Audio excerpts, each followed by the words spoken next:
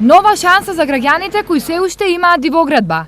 Државата го продолжи рокот за поднесување барање за легализација за граѓаните кои граделе на диво до 3 март 2011 година. Што се пролонгира рокот е многу убаво. Дава и се можност и треба да искористат таа можност. Вие што не се направиле, добро е да се легализирате. Ке се пружи шанса на луѓето да си ги откупат и дворните места и куќите, како би сето тоа довело до подобра ситуација во населбата. Во Штип, во претходниот рок има поднесено околу 10.000 барања за легализација на објекти, од кои околу половина се завршени.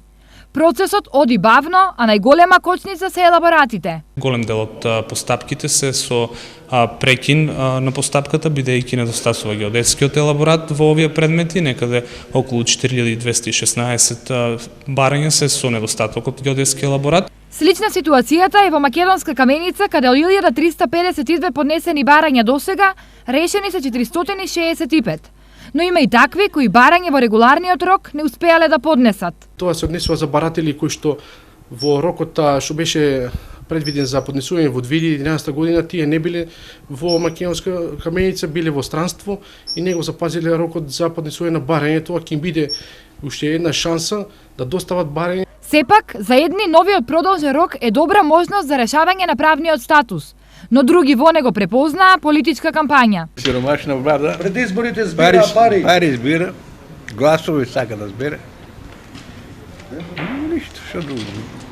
Ако беше исправно неки да се ги легализираш, ја сите. Пари ќе му земат парите, они два нашел куќа да направи, сега ќе му зберат парите што е спечелил и готово. И зашто му е куќа? Порно да бе го планината, таму шума да живее, него да легализира некоја 3/3. Колку нови барања за легализација ќе бидат поднесени ќе се знае на крајот на март, до кога граѓаните имаат можност да побараат решавање на статусот на објектите.